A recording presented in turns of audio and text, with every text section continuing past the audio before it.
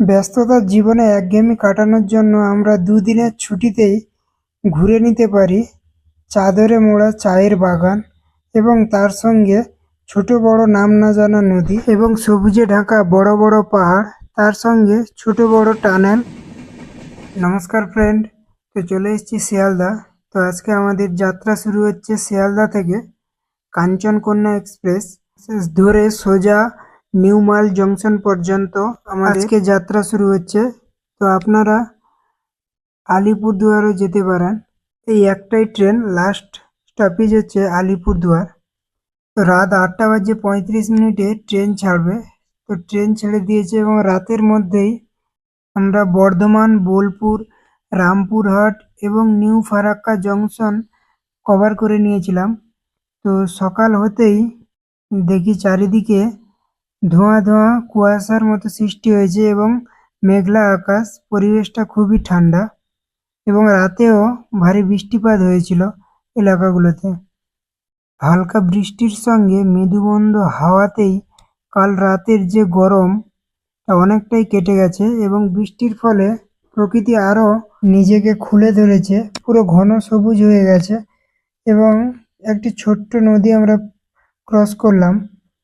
কালকে রাতে বৃষ্টির কারণে হালকা একটু জল বেড়েছে এবং তার সঙ্গে সঙ্গে জলের স্রোতটাও ভালোই বেড়েছে। এখনো আমরা পাহাড়ের দর্শন পাইনি। তো এখনো ফ্ল্যাট জমি এবং কোথাও কোথাও ছোটোখাটো জায়গায় চা বাগান আমাদের চোখে লক্ষ্য পড়েছিল, তাও আমরা ক্যামেরা করতে পারিনি। এখন আমরা এসে দাঁড়িয়েছি ঠাকুরগঞ্জে। 1 মিনিট দাঁড়ানোর পরেই আমরা সামনের দিকে রওনা দিলাম। ঠাকুরগঞ্জে কিছু যাত্রী নেমে গেল এবং বেশ কিছু যাত্রীও নতুন আমাদের সঙ্গে রওনা দিল। তো সমস্ত কিছু নিয়ে সামনের দিকেই আমরা গন্তব্যস্থলের দিকে এগোতে লাগলাম। এবারেই দেখা মিলছে সেই চায়ের বাগান। এই জায়গাগুলোতে ছোটোখাটো জায়গা জুড়েই চায়ের বাগান বা চা চাষ হয়েছে। এখনো আমরা শিলিগুড়ি পৌঁছাইনি, তো ছোট ছোট চায়ের বাগান আমরা দেখতে পেলাম। তো আগে দেখা যাক, এর থেকেও ভালো নিশ্চয়ই আমরা চায়ের বাগান দেখতে পাবো। কয়েকটা মাঠের ভেতরেই এরকম ছোট বড় তাঁবু বা ঘর টাইপ বানানো আছে। আমার মনে হয় পান কিংবা ছোট ছোট চায়ের স্যাপলিং তৈরি হচ্ছে এর মধ্যে, যদিও দূর থেকে স্পষ্ট বোঝা যাচ্ছে না। তো বলতে বলতে আমরা পৌঁছে গেছি শিলিগুড়ি জংশন। তো এখান থেকে আমরা ব্যাক করব আলিপুরদুয়ার। শিলিগুড়ি থেকেই কাঞ্চনকন্যা এক্সপ্রেস ডাইরেকশন বদল করে নিল। আমরা সামনের দিকে এসে থেমেছিলাম, এখন পেছন দিক দিয়ে ট্রেনটি চলতে লাগলো। তো আমরা এখন বিস্তীর্ণ এলাকা জুড়ে একটা চায়ের বাগানও দেখতে পেলাম। পুরো একই লেভেলে চায়ের গাছগুলো সুন্দরভাবে কাটিং করা হয়েছে, দেখে খুবই ভালো লেগেছে। এখন ঠিক চা বাগান পেরিয়েই আমরা দূরে বড় বড় পাহাড় দেখতে পাচ্ছি। সামনেটা খুব সুন্দর ফ্ল্যাট সমতল জমি এবং পেছনে বিস্তীর্ণ এলাকা জুড়েই পাহাড় আর পাহাড় মেঘে ঢেকে গেছে, যেটা বাক্যে প্রকাশ করা যায় না। তো বন্ধুরা, আপনারাও দুদিনের ছুটিতে খুব দারুণ দারুণ জায়গা এক্সপ্লোর করতে পারেন।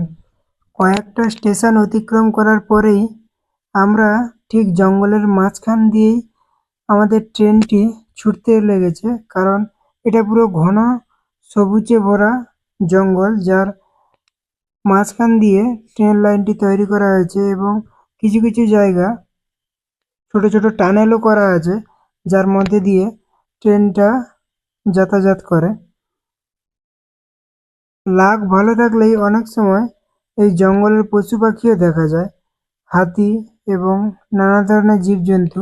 তো আজকে বৃষ্টি হয়েছে, সম্ভবত কিছুই আমরা দেখতে পাবো না, কিন্তু একটা ভালো জিনিস লক্ষ্য করলাম, কিছু কিছু গাছে অর্কিড, যেটা আমাদের ফ্লাওয়ার প্ল্যান্ট, ওটাও দেখতে পেয়েছি। কিছু কিছু গাছে পরজীবী উদ্ভিদ হয়ে আছে এবং জঙ্গল পেরোতেই একটা বড় দূরে বড় পাহাড় দেখতে পাচ্ছি, যেখানে মেঘ এবং পাহাড় দুজনেরই লড়াই চলছে এবং কিছু কিছু জায়গা দিয়ে প্রচুর পরিমাণে ধোঁয়া বেরোচ্ছে, কারণ এটা হচ্ছে জলীয় বাষ্প।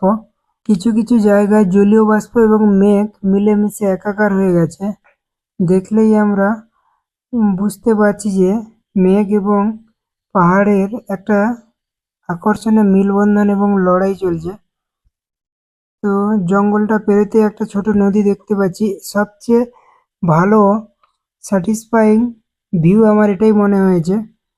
দারুণ, এবং জলীয় বাষ্প কিংবা মেঘ পাহাড়ের গা বেয়ে উপরের দিকে উঠে যাচ্ছে, যেটা আমরা ক্যামেরাতে দেখতে পাচ্ছি না, কিন্তু চোখে খুবই ভালোই দেখতে পেয়েছিলাম।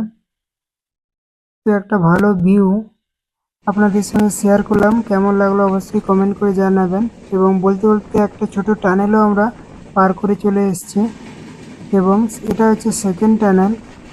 এইভাবে দুটো টানেল, ছোট ছোট টানেল পার করার পরেই একটা জঙ্গল দেখতে পেলাম, এবং জঙ্গলটা পার করার পরেই আমরা আর একটা আকর্ষণীয় ভিউ। এখানে শুধু পাহাড় আর পাহাড়, যেটা দেখে চোখ জুড়িয়ে যায়। তো বন্ধুরা, আপনাদের কোন ভিউটা সবচেয়ে ভালো লেগেছে অবশ্যই কমেন্ট করে জানাবেন, এবং ভালো লাগলে আমাদের পাশে থাকুন এবং সাপোর্ট এবং সাবস্ক্রাইব করুন। বলতে বলতেই আমরা আমাদের গন্তব্যে পৌঁছে গেছি, নিউ মল জংশন। ব্লগটি কেমন লাগলো অবশ্যই কমেন্ট করে জানাবেন।